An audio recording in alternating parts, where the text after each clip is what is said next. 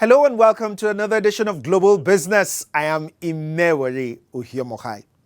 Now, recently, the government said that it had just removed the communication tax, 5% communication tax. And I'm asking, what did Buhari remove? If the Tinubu government is saying that it has removed the tax that President Buhari removed just before he left, I'm asking myself, why are these duplication of efforts? Who really removed the tax? Just like this government also said that it was liberalizing electricity. President Buhari, not too long ago, also signed a bill into law liberalizing the electricity sector. Why the duplication of efforts? Or what is really happening in government? Away from that, the Civil Resource Development and Documentation Center, CIRDDOC, is a renowned non-governmental organization based in Nigeria. And it had just launched its fourth sub-national, that state's budget transparency survey report. The event took place in Abuja with the theme Trends in Finance Management at Sub-National Levels, which emphasized the importance of tracking evolving financial practices and identifying emerging trends in budget implementation. So, what's the Sub-National Transparency Budget Survey all about? The Sub-National Budget Transparency Survey is a project aimed at instilling transparency in budgeting and budget process across the 36 states of the Federation. It focuses on 4 key indicators, which are public availability of budget information, public participation in the budget process, strength of the oversight institutions, and public availability of procurement information. Now, to take you back in brief history, the first sub-national budget transparency survey project was conducted in 2012, and it covered about 15 states. Now, here's the good one. Jigawa State has ranked first in the last 3 editions. A question comes to my mind. What is Jigawa doing and others are not doing? Let's take a look at some snippets from that event and hear what the Permanent Secretary, Budget and Planning of Jigawa State, Alhaji Lawan Dairu Rigim, had to say about winning always.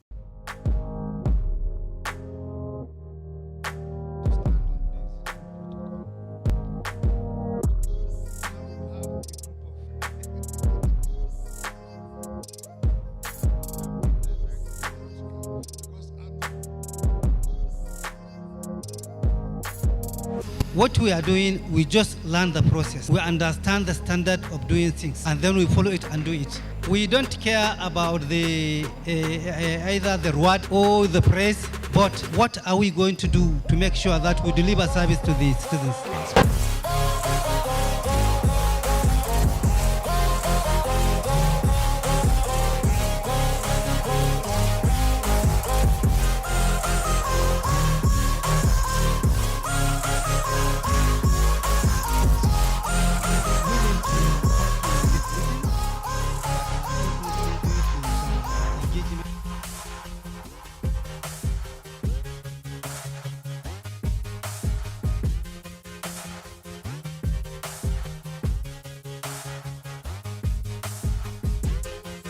Well, you've heard it. You've heard a bit of what he said. You'll be learning more about why Jigawa always wins when we take him with other guests on Talking Points. But for now, let's join Victor Nomsu on Business Trends.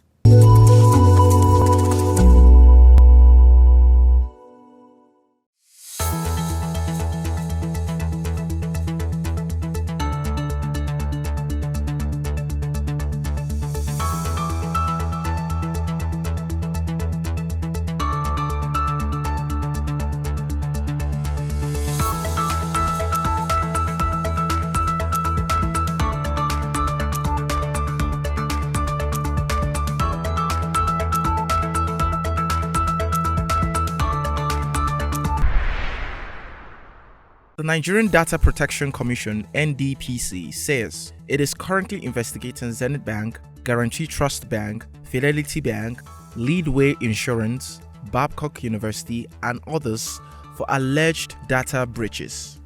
According to a statement issued by the Commission's head of media, Mr. Itunu Dosekun, on Thursday, 27th June in Abuja. This was made known by This was made known by the National Commissioner of NDPC, Dr. Vincent Olatunji. Olatunji stated that the investigation into these organizations was as a result of the compliance by data subjects. He said that the new Nigerian Data Protection Act, NDPA, had provided the Commission with a legal framework to address issues of citizens' data breach. He further added that the FCCPC's new mission obliged loan organizations to seek compliance and clearance. There is growing anxiety that the President, Bola Tinubu, is set to announce members of his cabinet within days. This ministerial list, which will include the names of the individuals listed by the President to lead various ministries, is a vital component of the President's vision for the country, and the hopes of Nigerians are very high. Nigerians say that they anticipate a new cabinet capable of addressing insecurity, corruption, and fostering economic growth. One of the respondents, Segun Awonsoya, an institutional reforms advocate, widely recognized as known as Sega Links, stated that he's been impressed by the decisiveness exhibited by Tinubu administration. According to Awonsoya, a rights activist and the founder of the Social Intervention Advocacy Foundation, SIAF, Nigerians' next set of ministers must have attributes such as competence, experience, honesty, vision, teamwork, innovativeness, and good communication skills. Sierra Leone's main opposition party has rejected the results of the national election won by President Julius Maada Bio, calling for a rerun of the election held on 24th June 2023. The demand came after President Julius Maada Bio was declared the winner and re-elected for a second term. The opposition All People's Progressive Party, APC, has accused Sierra Leone's Electoral Commission of conniving with President Bio's party to rig the results. According to official results, Mr. Bio received 56.17% of the votes, which was enough to beat his main opponent, Samura Kamara, who received 41.16%. Kamara has questioned the official tally, and European election has identified statistical irregularities. The opposition party APC also demands resignation of the Electoral Commission chairman Mohamed Kone and his entire team, and a rerun of the presidential and parliamentary elections within 6 months. And that's it on Business Trends. I am Victor Anigo-Nomsu. We'll go on a short break. We'll be right back. Don't go nowhere.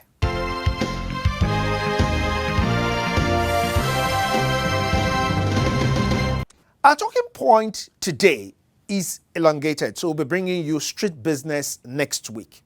So, for talking point, we have 3 important guests that speak about the Subnational Budget Transparency Survey. They look at the nitty-gritty, and among them is the organizer of the event. So just sit back, relax, learn, and make sure you take something home for your state, if you are not from Jigawa State, that is, to learn from this talking point. So take a listen. Welcome to our talk segment of Global Business, and today we shall be looking at the State's Transparency Report that has just been released. Ranking Jigawa as number 1 again, because they have been number 1 for about, this is the 3rd time they are number 1. And we're looking at the indices that led to this. Of course, our guests on the program are the Permanent Secretary, Budget and Planning in Jigawa State, Alhaji Ringim. We also have the National Coordinator of CIRDDOC. He's also the national coordinator of this survey. That's the Subnational Budget Transparency Survey. We'll have Engineer Ralph Ndigwe. Then, of course, one of the coordinators of the researchers, that's actually the Southwest coordinator for this survey, Professor Olugboyega Oyeroti. You're welcome to Talking Point on Global Business. Let's start with you, Engineer Ralph. You have done this now for about 5 times, about 10 years or 11 years. let's lay the basis for those who are just being introduced to this. What are the indices for this survey? Index is a composite index that compares all the states on transparency, budget transparency. And this index is further subdivided into 4 sub-indices. The document availability index that measures the amount of information or budget information publicly available to the citizens. The next one is the space, amount of space provided for the citizens at the state level to participate in the budget process, and the information about procurement process in the state, and finally, the strength of oversight institutions at the state level. Why exactly are the states not doing well? Why exactly, since this is the 4th survey, why is it that the states are not really learning from previous surveys? Some states are having trouble when it comes to record keeping. Statistical issues are matters of record keeping. And what we then find is a situation where in the area of consistency in record keeping and production of relevant budget documents, some states are just not consistent. You find a few of them doing 3 out of the list of about close to 8 or 10. You find one doing for this exercise at another end that is not done again. So to that extent, the performance has not been consistent. The buying into the idea of trying to put this document in place is also lacking. And that can be connected with the political will and possibly leadership matter. Because the quality of any assignment depends on the individuals handling the assignment. But let's go to Jigawa, where you have consistently for 3, this is the 3rd consecutive time you have topped the charts in this. And I heard you speaking during the program, and you said you're not doing anything extraordinary. You're just doing your normal day-to-day. Would it be that, because I know your last governor was an accountant and the deputy an accountant, and we've talked about record keeping now, could it be that it is because your governors have consistently been accountants and deputy governors have been accountants in the last 8 years, and I know the former deputy governor is an accountant, is now the governor. Yes. Could that be the reason, or it's just a system thing? I think it is a system process. You know, the first thing that Jigawa got that make it to be following that consistently is the issue of political will from the beginning. It's not even the matter of being accountant or not accountant, you understand? It's the issue of political will. Consistently, all the governors we are having, we are very lucky for them to have that political will and agree to accept reforms. Luckily, Jigawa, we have a lot of support from partners, especially FCDO, over 20 years ago. We have a lot of learning, the best practice on the issue of public financial management, public service management, procurement process. And because of the commitment of the state to deliver service to the common man, we try and follow all those kind of rules and regulations. And in Jigawa, we don't consider any information confidential. Our essence is to deliver, to have effective service delivery to the Jigawa citizen. Is CIRDDOC just a research organization where you just tell us this is what you have researched? Are you making any effort to ensure that states become less opaque with their budget processes and become more accountable with their budget processes? What efforts is CIRDDOC making beyond just publishing these reports? First of all, the process of the research of the survey is evidence-based. So we use the people in the state. First of all, we started with making it known to them that we've not come to spy on them or fight government or whatever, but to help government to develop better by opening up their budgeting system. And a lot of states bought it initially, and as we progressed, more states are buying into the idea. And that's why you see that every year we are launching, we bring in all the directors of budget from all the states, some permanent secretaries, some commissioners, even governors at times, is for them to also come here and exchange ideas with others and see why we carry out this survey in the course of presenting the report. So I think that is what actually happens.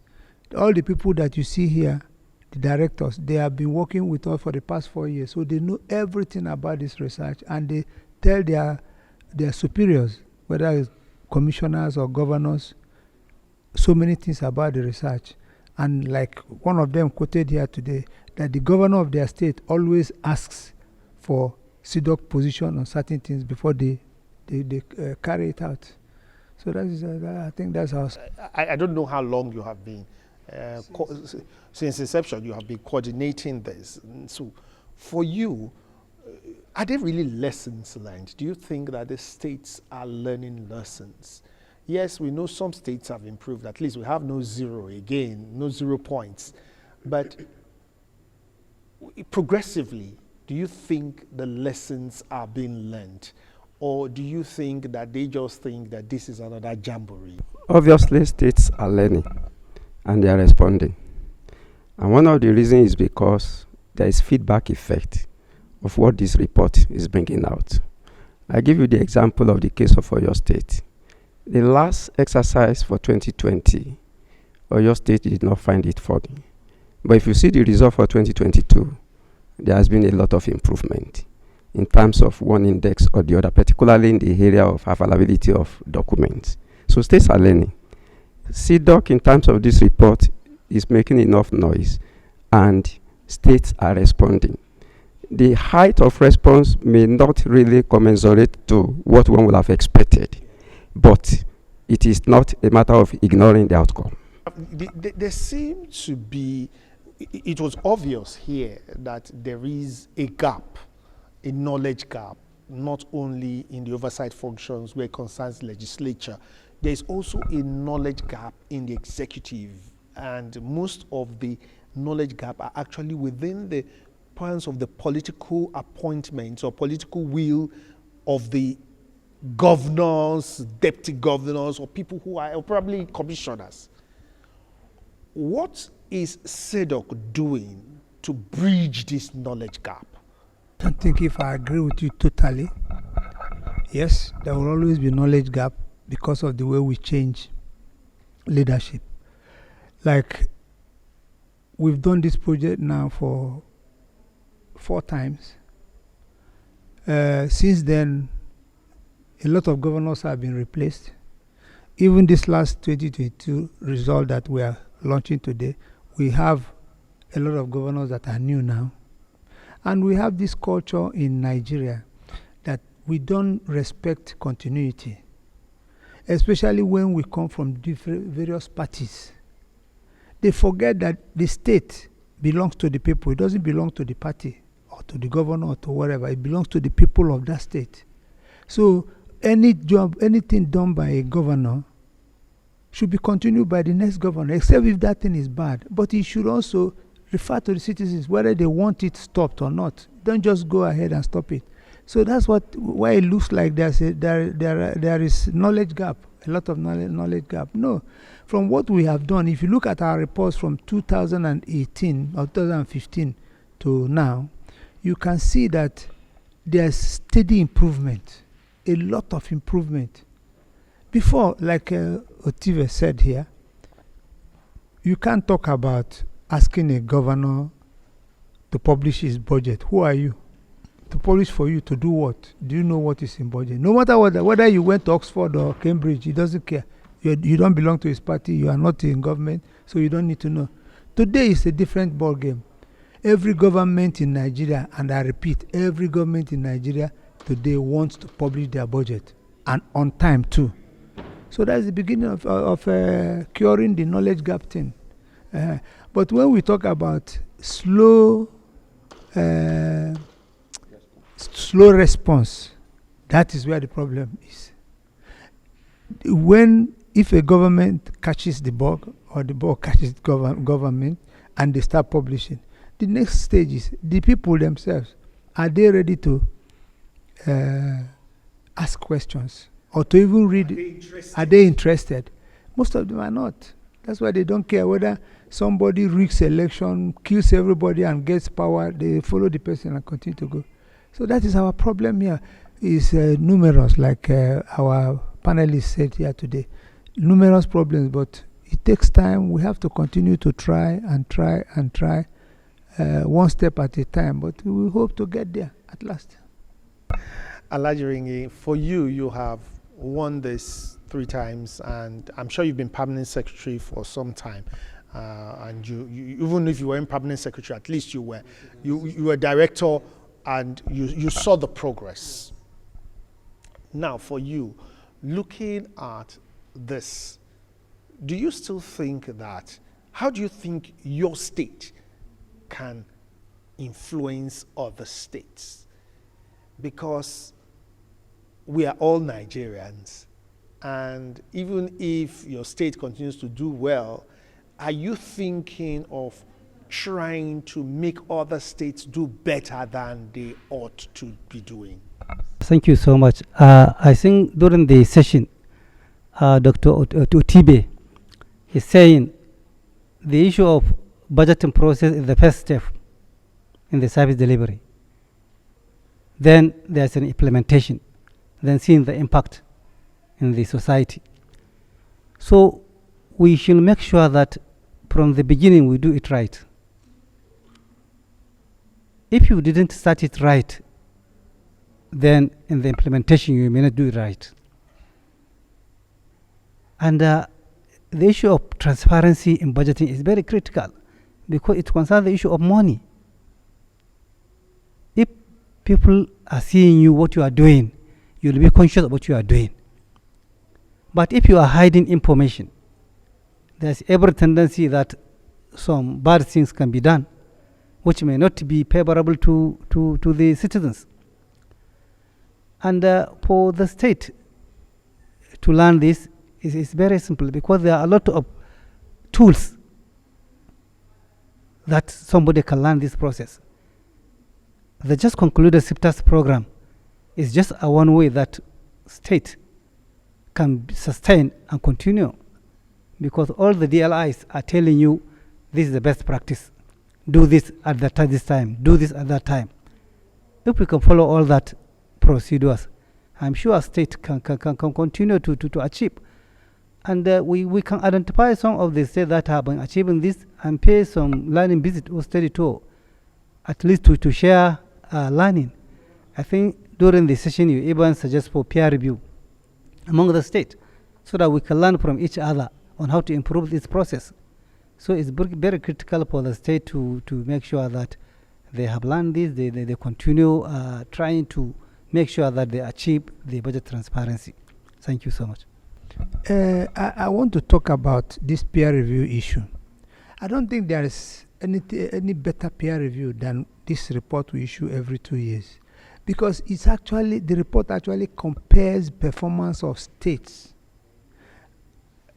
with each other, and the main graph tells you what every state scored in the year. So any governor that picks up a report will see what other states scored. So if he scored if he had a very bad score, he will see himself down below, and we see those states above him. And let me tell you, from the reports, does he know why he's down below? Yeah, because the report is there now. We wrote it in the report. You see why you are there. You see either you didn't publish your documents, or the content of your budget document is not correct, or so many things. You see every detail in that report. So he reads it and he sees it. And there is also a state report that particularly talks about your state, what was done, what wasn't done, and what are the recommendations. So the issue is, like I said, we've not had opportunity to have all of them together one place and then talk about it. That is where they will feel the pain. Because if you have governor seated here now, and you're saying that Governor Jigawa took first position for 3 years, and somebody like Soludo, who was a professor and governor of central bank, this and that, your state is number 15. Don't you think he's going to feel bad about it? He's going to say, no, tell me why. I said, we don't need to tell you. Read the report. You see why your state is doing badly. And if you correct those things, which we ask you to correct, next year you might beat Jigawa. Because that's what makes Jigawa take first. Every time they ask, what have we done wrong? And they try to correct it. You know? So I don't think we have much to say, more to say based on what you have just said. I want to thank you. Okay, Professor Yorati, you want to say one last word? Just to make a quick one regarding the methodology of this process.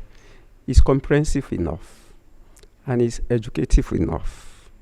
Indeed, researchers are equipped to go out and use the instrument based on strict guidelines and what they should look out for. And in some instances, to let you know how good this methodology is all about, representative or officials of state governments avail the opportunity to even see the content of these questions. I don't want to mention a state where I got the permission from the national consultant to forward the questionnaire in advance, even to the appropriate ministry that is going to take care of this assignment. So my summation at this point regarding the methodology is that the methodology is good enough. In fact, it's a sufficient instrument for even self-assessment and for each state to want to pick up from where they are by the time they see the outcome of any exercise. Lajirin, thank you very much. And Ralph Ndigwe, and thank you very much, Professor Lugboyega, for talking to us on Talking Point. We've been talking to those who will say they are the drivers of this subnational transparency, budget transparency process and survey. And you'll be seeing the results on the screen. The program continues.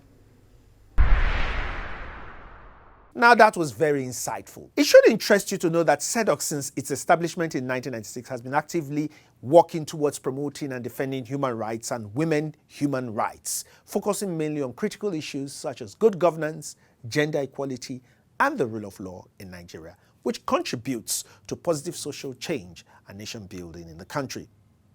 That's it on Global Business for today. But before I go, I'd like to leave you with a quote by Richard Branson. You know, of course, the famous Richard Branson. He says, business opportunities are like buses. There's always another one coming. So grab them while you can, isn't it? For more engaging discussions in the world of business, do join us again next week. Remember that this program, Global Business, is on YouTube. Yes, you go to our YouTube handle, is at Global Business Nigeria. You see it on your screen there, at Global Business Nigeria. And reach out to us. You can reach out to us on 070-1061-2949. I'm Imewere Uhiamokhai. Join us again next week.